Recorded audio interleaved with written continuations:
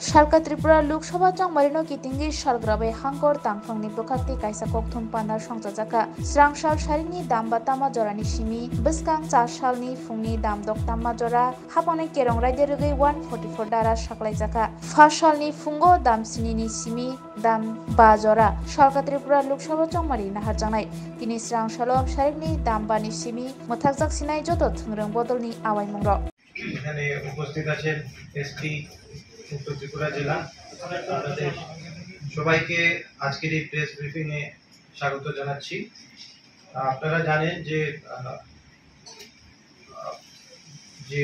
Vote আমাদের vote গ্রহণ হবে এখানে 26 এপ্রিল সকাল 7টা থেকে 5টা পর্যন্ত।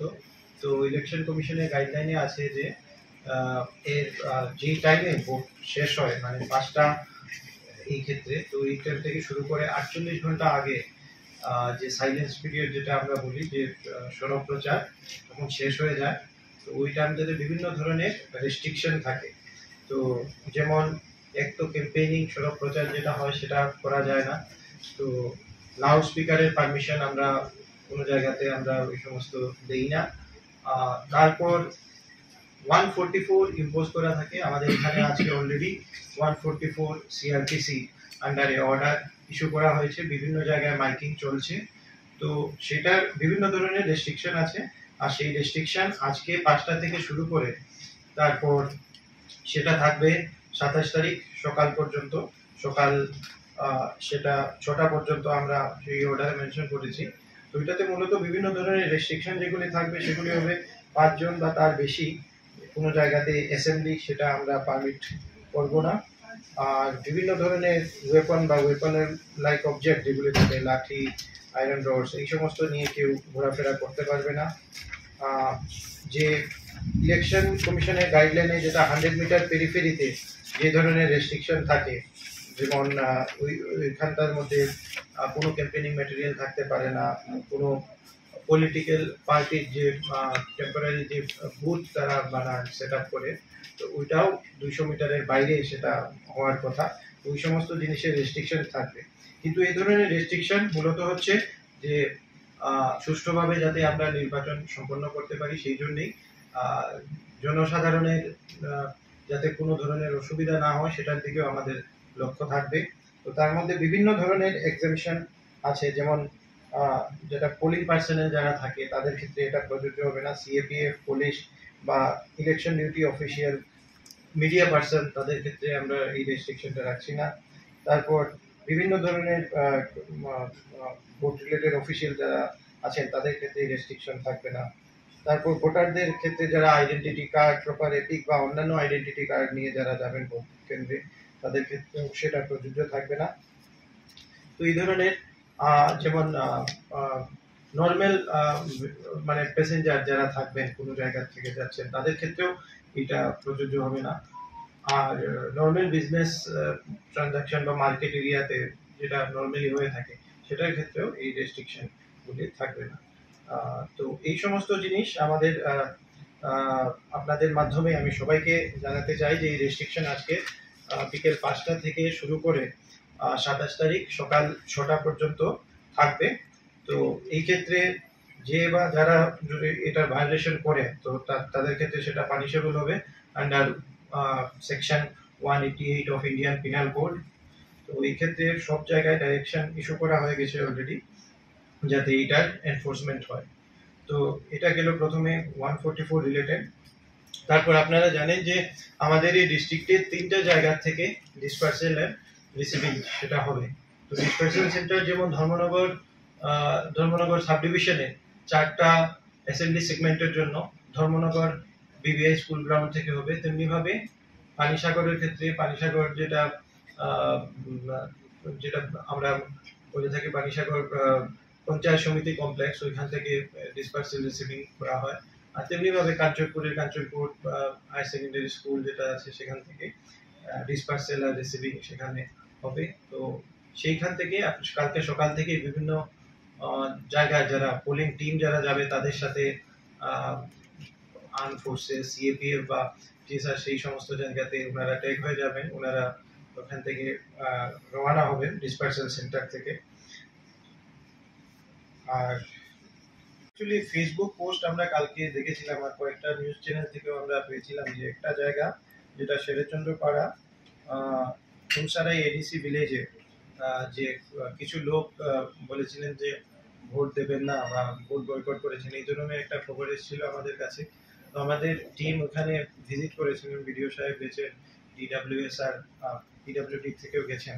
ওখানে ওনাদের একটা গ্রিভেন্স ছিল যে এখানে জল আসেনি 2 দিন ধরে, এই ধরনের জলের সমস্যা, আর রাস্তা খারাপ হয়ে গিয়েছিল। বৃষ্টি আপনারা জানেন সবাই যে খুব একটা সিভিয়ার থান্ডারস্টর্ম হয়েছিল কয়েকদিন আগে, বিশেষ করে রাত্রেবেলা। তো ওই সময় থান্ডারস্টর্মে কিছু রোড ওনাদের একটা পোর্শন খারাপ হয়েছিল, তো ওইটারও আমরা মেরামত করে দেওয়ার জন্য ব্যবস্থা গ্রহণ করেছি। তাছাড়া ড্রিঙ্কিং ওয়াটার অলরেডি সেটা রিস্টোর হয়ে গেছে।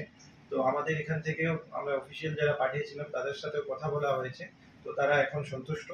তো তারা জানিয়েছেন যে তাদের গ্রিভেন্সটা অ্যাড্রেস করা হয়েছে। আমি আপনাদের মাধ্যমে সবাইকে জানাতে চাই। তাহলে তারা ভোট দেবে স্যার? হ্যাঁ, ওনারা বিভিন্ন ধরনের যেই রেস্ট্রিকশন যেগুলি থাকে পোল রিলেটেড, যেমন ড্রাই ডে ডিক্লারেশন, সেটা অলরেডি ইস্যু হয়ে গেছে। ড্রাই ডে ডিক্লারেশন সেটা আমরা করে নিয়েছি। তো লাস্ট 48 আওয়ার্সের বিভিন্ন ধরনের রেস্ট্রিকশন আমরা যেমন আলোচনা করলাম, কয়েকটা জিনিস সেই সমস্ত রেস্ট্রিকশন থাকে, তো সেইগুলি আমাদের সবাইকেই মেনে চলতে হবে। তো তার জন্য আমি আহ্বান রাখছি সবার প্রতি। আর আমাদের বিভিন্ন ধরনের এখানে সিকিউরিটি এনশিওর করার জন্য, যাতে ল অ্যান্ড অর্ডার মেনটেন করা থাকে, আমরা আপনারা আগেও দেখেছেন বিভিন্ন ধরনের এক্সারসাইজ আমরা করেছি। আমরা বিভিন্ন ধরনের যে এরিয়া ডোমিনেশন এক্সারসাইজ আর রোড পেট্রোলিং, ফুড পেট্রোলিং, সেই সমস্ত জিনিস, বাইক র্যালিও আমরা সেখানে করেছি, যাতে শহরের বিভিন্ন জায়গাতে যে সমস্ত জায়গায় গাড়ি নিয়ে ঢোকা যায় না, সেই সমস্ত যাতে নেরো যে গলিগুলি আছে সেগুলো যাতে আমরা কভার করতে পারি। তো আমি এটাই বলতে চাই আপনাদের মাধ্যমে সবাইকে, যারা যারা ভোট দিতে আসবেন 26শে এপ্রিল, যে আমরা সমস্ত ধরনের প্রস্তুতি আমরা করেছি যাতে সুষ্ঠুভাবে আমরা শান্তিপূর্ণভাবে যাতে ভোট দেওয়া যায়। তো আপনাদের মাধ্যমে সবাইকে আবারও অনুরোধ করছি যাতে সবাই যে পোলের দিকে ওনারা যাতে ভোট দিতে আসে। ধন্যবাদ।